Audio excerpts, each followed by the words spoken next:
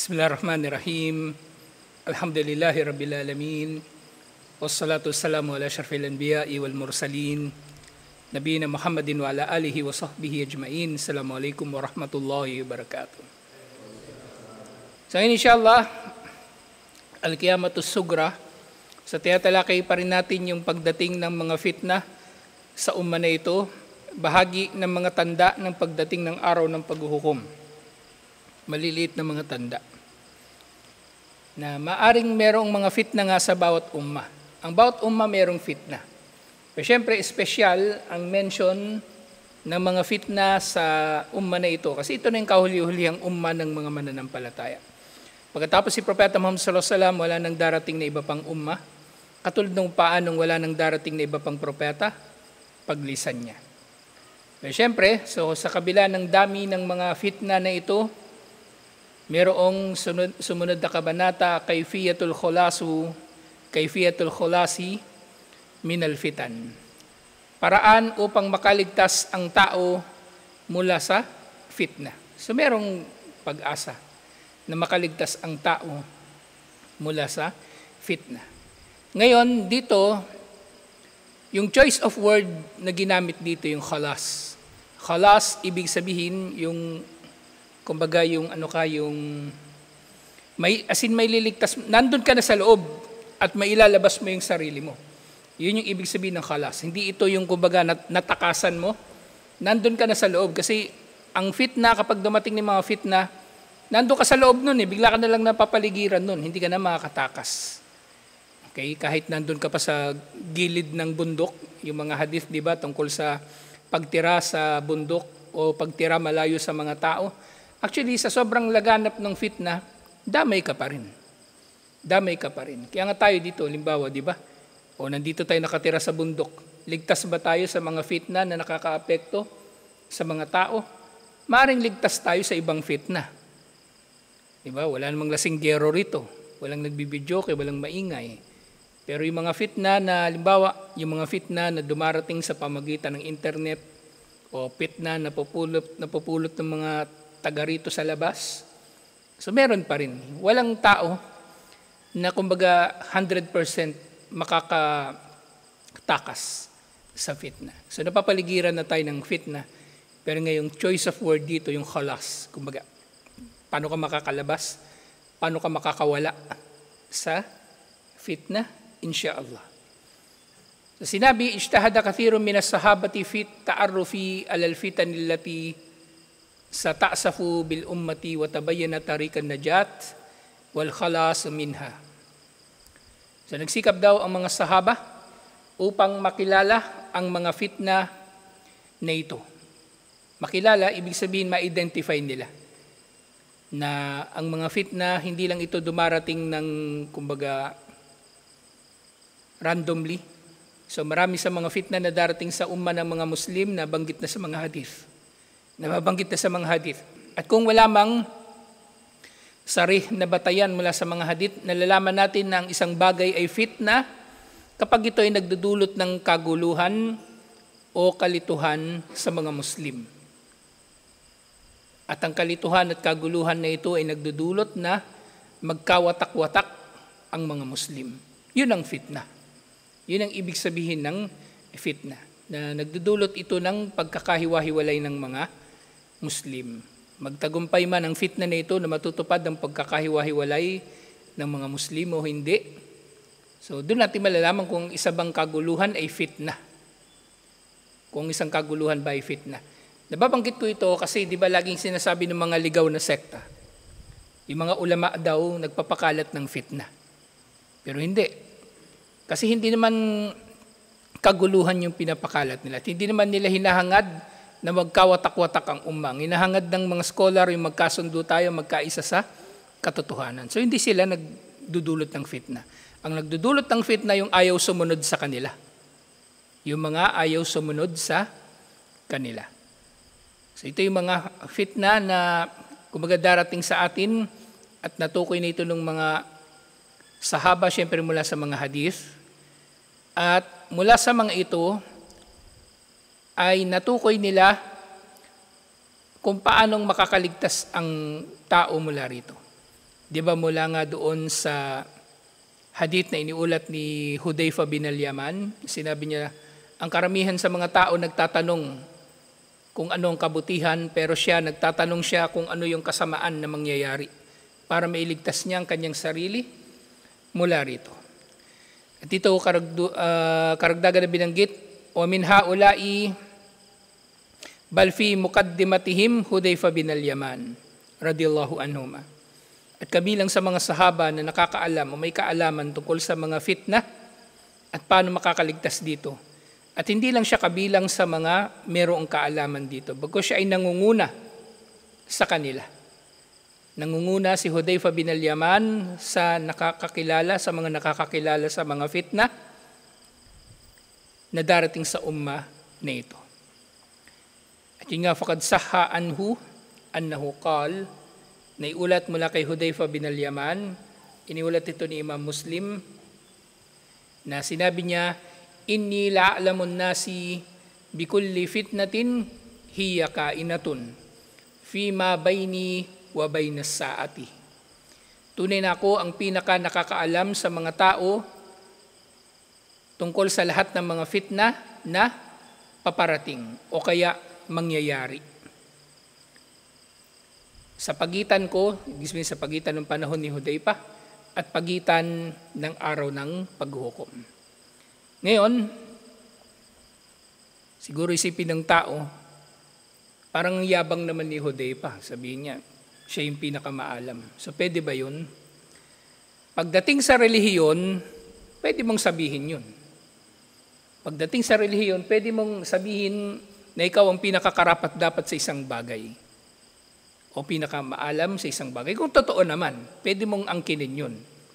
Angkinin mo yun alang-alang kay Allah. Pero kung yabang lang, o papakilala ka sa mga tao, ganito, ganyan, tajwid master, o kung ano-ano, wala ka namang anong qualification, yabang lang yun. Ito, si Hudayfa, kinikilala siya talaga ng mga sahaba na siyang nakakakilala, pinaka nakakakilala sa mga fitna, kasi siya yung pinaka maraming nalaman tungkol dito at kahit yun nga, di ba natalakay na natin, kahit doon sa mga tao na nagbabanta sa buhay ni Propeta Muhammad sallallahu alaihi wasallam, kilala ni Hudayfa silang lahat sa Madina kung sino-sino sila. Hanggang ngayon hindi natin alam kung sino sila kasi hindi sinabi ni Hudayfa. Kumbaga, tinago ni Hudayfa ang sikreto ni Propeta Muhammad sallallahu alaihi wasallam. Pinangalagaan niya na hindi ito malalaman ng iba. Kahit nung patay na si Propeta Muhammad sallallahu alaihi wasallam, hindi niya sinabi kahit kanino kung sino-sino yung mga tinuro ni Propeta Muhammad sallallahu alaihi wasallam na mga nagtatangka sa kanyang buhay bilang amana. So si Hudayfa, kumbaga inangkin niya ito bilang makatotohanang pag-aangkin. So halimbawa niyan sa nung namatay si Propeta Muhammad sallallahu alaihi wasallam, di ba nagkagulo na yung mga tao? Hanggang yung Ansar, nagtipon-tipon sila doon sa tinatawag na Saqif Banu Sa'ida, na meron silang doon sa isang, parang meron silang kubo, nagtipon-tipon doon yung Ansar, yung mga taga Madina. At nagbobotohan na sila kung sino yung magiging pinuno ng mga Muslim. Pero syempre, kinoconsider din nila yung Muhajirun, kaya ang huling desisyon nila, magkakaroon ng pinuno ang mga Muhajirun at magkakaroon ng pinuno ang Ansar. Pero dumating si Abu Bakar Siddiq radiyallahu anhu kasama si Omar at si Abu Ubaidah. At sinabi sa kanila ni Abu Bakar, ang pamumuno ay mananatili na lang sa Quraysh. Ngayon, di ba parang naman yun, parang kung utak kufar yung nakikinig sa kanya, walang pananampalataya. Parang ang yabang nga ng dating, ba't kayo lang? Hindi ba pwedeng iba? Pero ito ay relihiyon, kaya ito sinabi ni Abu Bakar Siddiq radhiyallahu anhu, relihiyon ito, walang kailangang ikahiya. Hindi natin ikahiya, hindi natin ito ikakahiya na sasabihin kasi ito yung totoo. Ang khilafah ay para lamang sa Quraysh. Kaya nga si Abu Bakar al-Baghdadi, wala namang napagtibay na kahit na tungkol sa kanya. Nung nagpalit siya ng pangalan, yun na yung pinangalan niya sa sarili niya. Abu Bakar al-Baghdadi al-Qurashi. Pinangalanan niya na yung sarili niya na taga-Quraysh. Samantalang wala namang anumang dokumento na nagpapatunay, nakabilang nga siya sa Quraysh. Walang kahit ano. Para lang mapagtibay, kumbaga na siya ay khalifa. Kasi nga, yung ganitong sinabi ni Hudayfa, nililinaw lang natin ito. Siya ay karapat dapat nga at marapat nga na magsabi nito at sinabi niya ito alang-alang kay Allah subhanahu wa ta'ala. Hindi ito dulot ng kanyang kayabangan o pag-aangkin o pagmamalaki. Okay, iba ito doon sa mga pangahas. Yung mga pangahas na nag-aangkin ng qualification, nag-aangkin ng kung ano-anong inaangkin nila, na sila dapat ang pinuno, sila dapat yung masusunod, sila dapat yung susundin. Hindi yun. Ginawa ito ni Hudayfa dahil ito ay bahagi ng ating relihiyon. Saying nga, wakad kana Hudayfa yukthiru min su'alir Rasuli sallallahu alaihi wasallam anil fitan hatta la yaqa'u fiha. Si Hudayfa bin al-Yaman, marami siyang mga tinatanong kay Propeta Muhammad sallallahu alaihi wasallam tungkol sa mga fitna upang hindi siya masadlak dito. Inulat ni Imam al-Bukhari, yung mula kay Hudayfa bin al-Yaman radiyallahu anhuma, kana an-nasu yas'aluna Rasulullah sallallahu alaihi wasallam anil khairi wa kuntu as'aluhu an syarri makhafatan an yudrikani.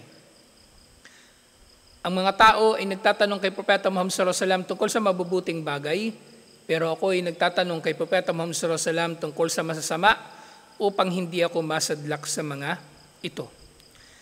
Fakultu ya Rasulullah, inna kunna fi jahiliyatin wa syar. Faja'ana Allahu bihadal khair. Natalakay na natin itong hadith na ito dun sa dito rin yata, sa mga naunang chapter dito. Sabi ni Hudayfa bin al-Yaman, o sugo ni Allah, kami noon ay nasa kamangmangan. At si Allah ay nagpadala ng kabutihan na ito. Yung kabutihan na ito, syempre yung risala, yung be'tha ni Propeta Muhammad sallallahu alaihi wasallam, ang pagdating ng Islam sa kanila. Fahal ba'da hadal khairi min syarrin? Meron bang kasamaan pagkatapos ng kabutihan na ito? Qala na'am. Sabi ni Propeta Muhammad sallallahu alaihi wasallam, oo. Qultu hal ba'da dhalika syarri min khairin? At pagkatapos ng kasamaan na yon, meron pa rin bang mabuti na mangyayari? Qala na'am. Wa fihi dakhan. Pagkatapos ng kasamaan na yon, dumating na ang Islam, sa merong kasamaan na mangyari, pero pagkatapos ng kasamaan na yon, merong kabutihan. Pero may kasama yon na usok. Meron yung kasama na usok. Kumbaga hindi siya totally kabutihan. At nagsisimula na nga ang mga fitna. Qultu ma dakhanuhu? Ano ang usok na ito? Qawmun yahduna bigayri hadyi ta'rifu minhum wa tunkir. So ang usok na darating na kasama ng kabutihan na yon pagkatapos ng kasamaan, sila raw yung mga tao na maggagabay sa iba sa pamagitan ng gabay liban pa sa gabay ni Propeta Muhammad sallallahu alaihi wasallam. So meron silang mga ligaw na mga pangaral. Meron silang mga ligaw na pangaral. Ta'rifu minhum wa tunkir. Ta'rifu minhum wa tunkir. Magugustuhan ninyo ang ilan sa ginagawa nila at hindi ninyo magugustuhan naman ang ilan. Qultu fahal ba'da dalikal khairi min syarrin? Pagkatapos ng kabutihan niya, meron pa rin bang masama? Sabi ni Propeta Muhammad sallallahu alaihi wasallam, naam, oo, meron uli. Du'atun ala abwabi jahannam. Silang mga nagaanyaya tungo sa mga pinto ng impyerno.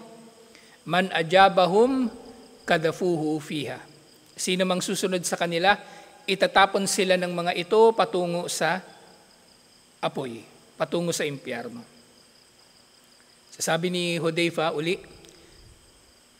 Qultu ya Rasulullah, sugo ni Allah, sifhum lana, ilarawan mo nga sila sa amin. Kumbaga, umihiling si Hudayfa ng karagdagan na detalye. Pero syempre, hindi ito nangangahulugan na naging makulit sa pagtatanong si Hudayfa. Iba yung makulit. Yung makulit, malinaw ng pinag-usapan kanina, tapos tatanong na naman uli. Siya, wala naman nababanggit na kahit na ano tungkol sa tinatanong niya na ito. Kumbaga, gusto niya talagang makatiyak. Sasabi niya, ilarawan mo sila sa amin. Qala hum min jaldatina wa yatakallamuna bi alsinatina. So sabi ni Propeta Muhammad sallallahu alaihi wasallam, sila ay kabilang sa atin.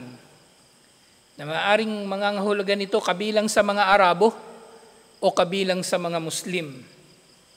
Kasi sinabing kasunod, sila ay nagsasalita sa pamagitan ng ating dila. So nagsasalita sila sa pamagitan ng wika ni Propeta Muhammad sallallahu alaihi wasallam at ng mga sahaba.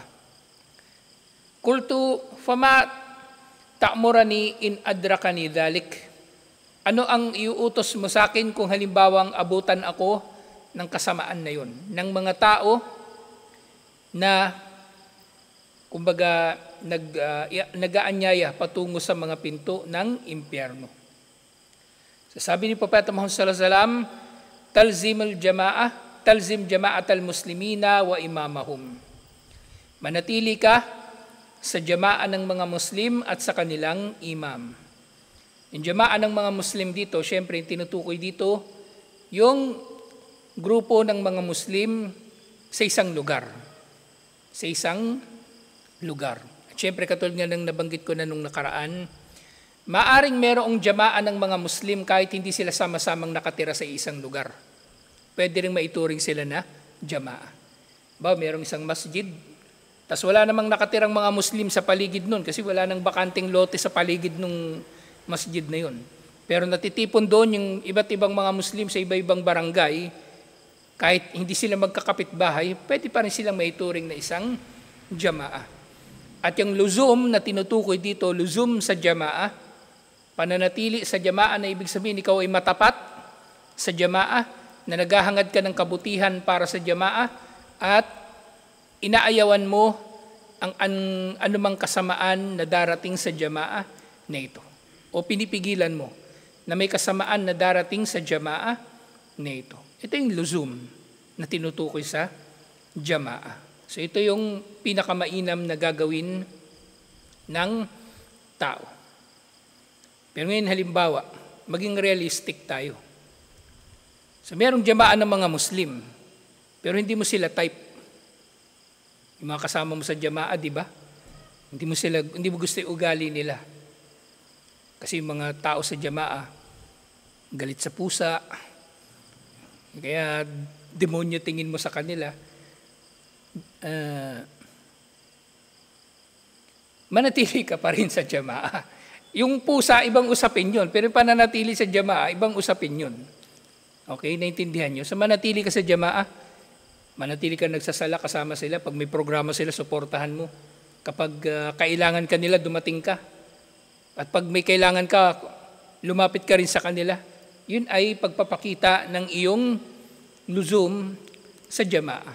Yung pananatili mo sa jama'a. Ibig sabihin, aktibo ka na miyembro ng jama'a at buhay, kumbaga, na miyembro ng jama'a. Hindi yung miyembro ka lang ng jama'a pag may buburautin, may biyaya, saka ka lang nandito. O pag may bisita, nandito ka rin para, kunwari, aktibo kang miyembro ng jama'a, pero pag tayo-tayo lang, binuboykot ng mga programa rito.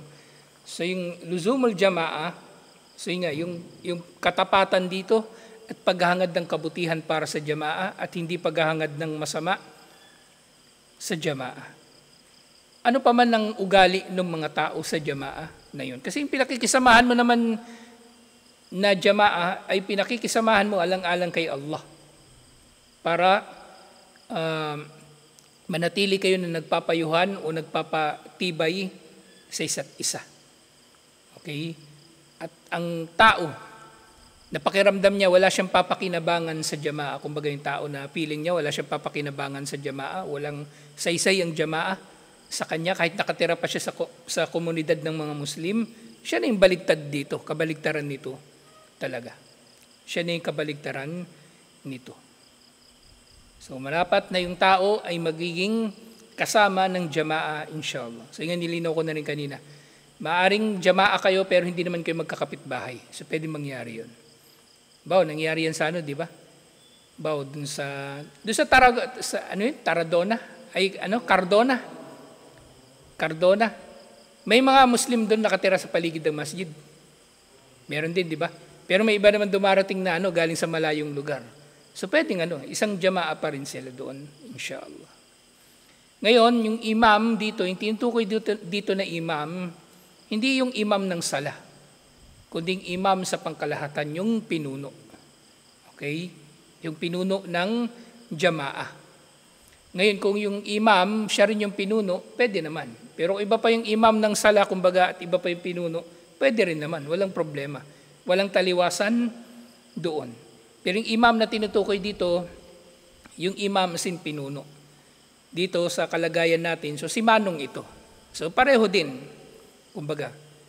Dapat tayo magkaroon ng pananatili sa jamaa sa pamagitan ng pagpapakita ng katapatan at paghahangad ng kabutihan para rito.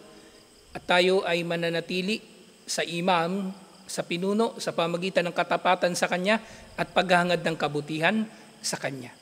Kahit ano pa siya, yun din. Kahit ano pa siya. Halimbawa, may ugali si Manong, hindi natin nagugustuhan, walang kinalaman yun sa kumbaga katapatan natin sa kanya.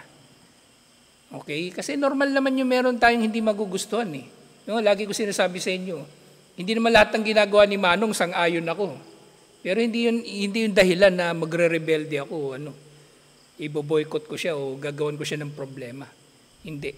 Kasi yung hinahangad natin dito, yung mapanatili yung jamaa at maging maayos yung takbo ng kalakaran sa jamaa, syempre nagsisimula yun sa imam, sa pinuno ng mga Muslim, inshallah. At yung pinuno ng mga Muslim, syempre, paano ka ba magiging matapat sa kanya? Susuportahan mo yung programa niya. O kung kailangan niya ng payo, edi payuhan mo. Hindi yung aawayin mo. Pag may hindi ka nagustuhan kay Manong, aawayin mo si Manong. Hindi ganun. So, dapat meron tayong paghahangad ng kabutihan para sa jamaa at sa pinuno bilang kahulugan nitong luzum sa jamaa at sa imam.